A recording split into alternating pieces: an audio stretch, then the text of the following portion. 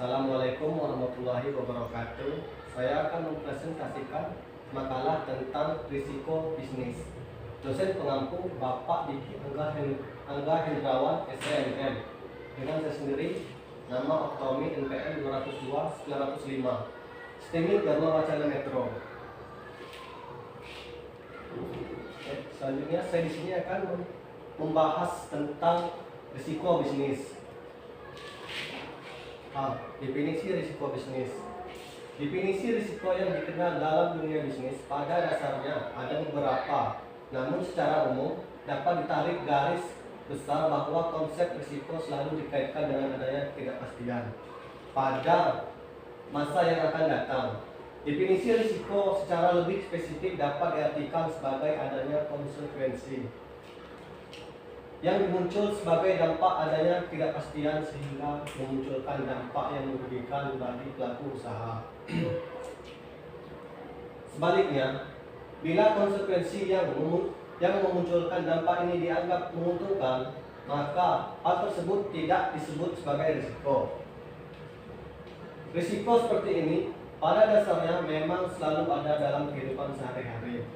Hanya saja intensitasnya akan meningkat ketika Anda melakukan kegiatan bisnis. Apalagi ketika kita menginginkan keuntungan atau hasil yang besar, maka risiko yang harus dihadapi juga akan semakin besar. Kondisi seperti ini dikenal sebagai high risk high return. Yang pertama, pengertian risiko bisnis. Risiko usaha adalah sebuah tindakan yang dihubungkan dengan suatu kemungkinan munculnya kerugian yang tak terduga dan memang tidak diharapkan terjadi. Kemungkinan munculnya risiko pada bisnis memang bisa muncul dari berbagai faktor seperti manajemen, sistem perusahaan, serta strategi yang kurang baik. Selain itu, risiko pada sebuah usaha juga bisa muncul dikarenakan oleh faktor individu maupun karyawan. Ada 3 hal yang memang mempengaruhi risiko yang terjadi seperti yang dikatakan oleh Abbas Salim, yaitu adanya ketidakpastian secara ekonomi atau bisa disebut dengan economic uncertainty cause. Adanya ketidakpastian disebabkan oleh alam yang biasa disebut dengan istilah natural uncertainty cause, serta adanya ketidakpastian yang disebabkan oleh perilaku manusia atau dengan istilah lain human uncertainty cause. Selanjutnya, nomor 2, jenis kerugian yang terjadi pada risiko bisnis. Risiko spekulatif.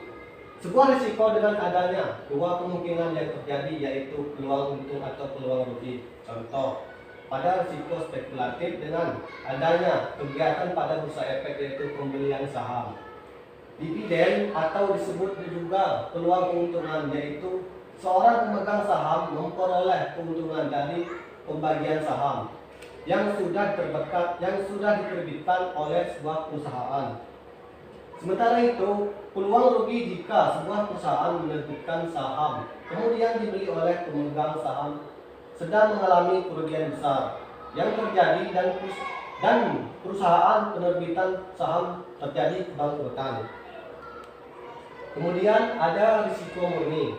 Risiko murni terjadi jika ternyata berdampak kerugian, namun jika tidak terjadi, tidak akan mengalami kerugian ataupun keuntungan akibat yang ditimbulkan jika terjadi break even, misalnya kebakaran, pencurian, bencana alam atau kecelakaan.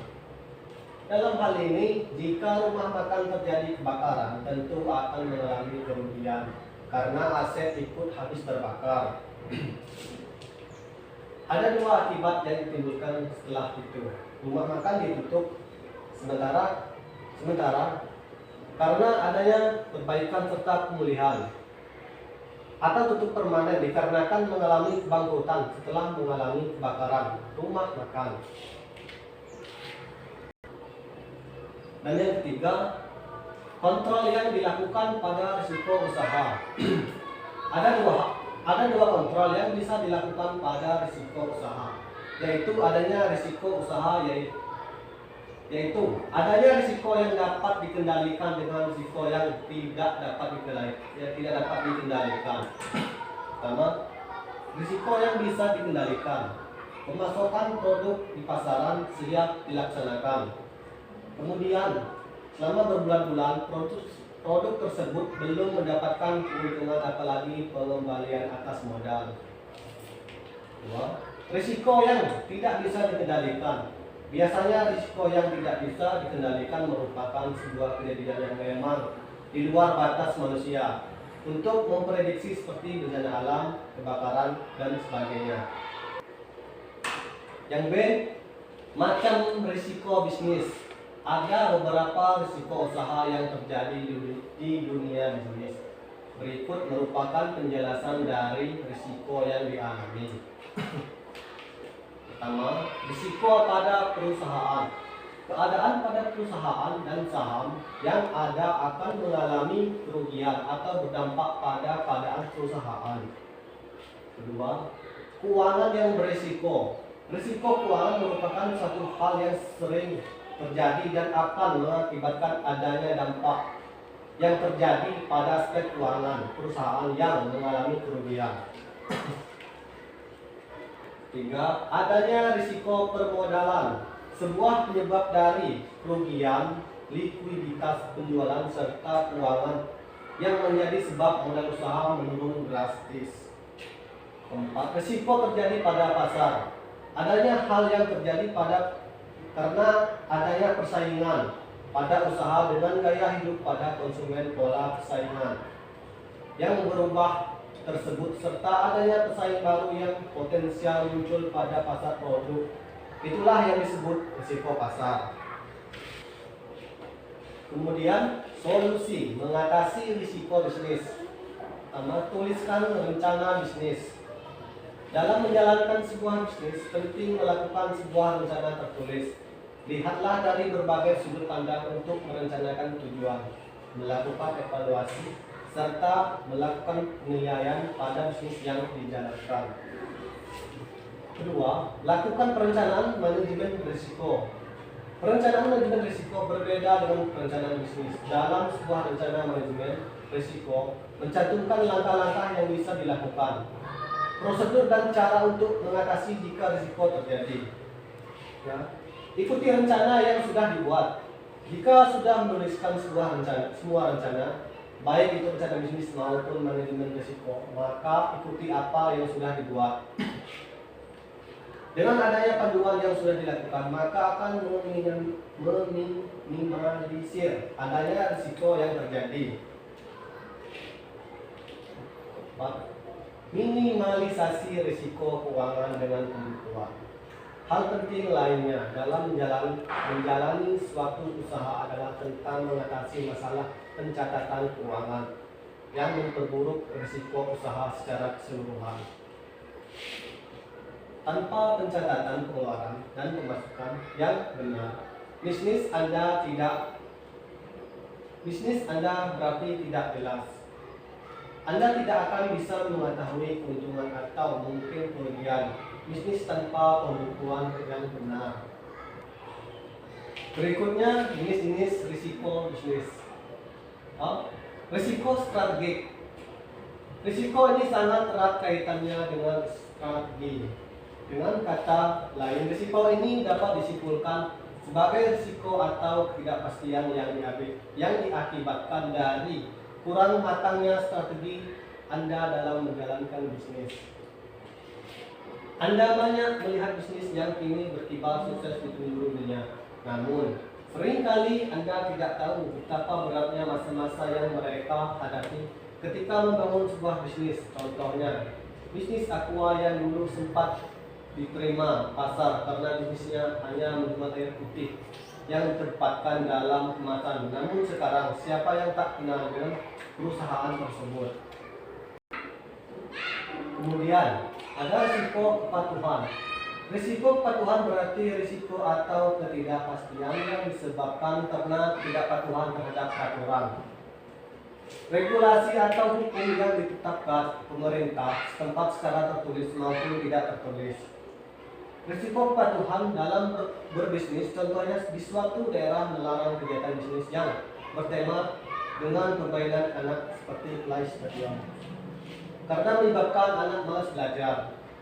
Maka jika Anda memiliki bisnis rental play stadium, sebaiknya dimusyawarahkan dengan pemerintah setempat terlebih dahulu.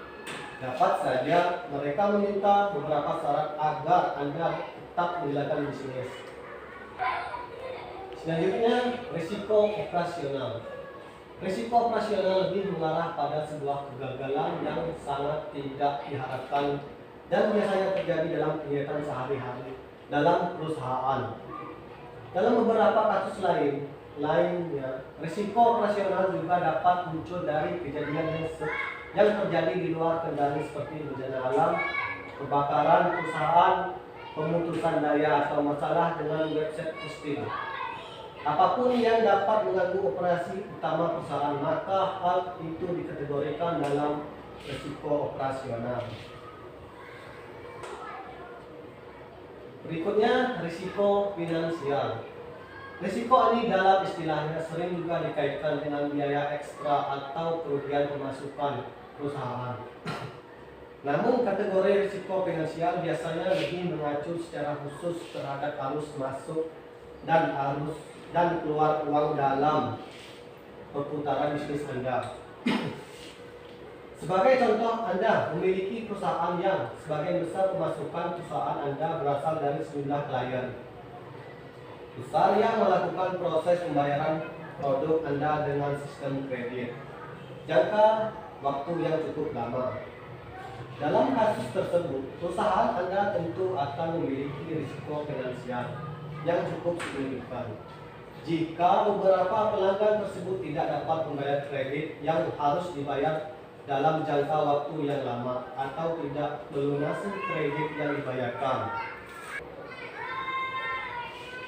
Selanjutnya, risiko reputasional. Reputasi dapat dibilang sebagai nama baik perusahaan.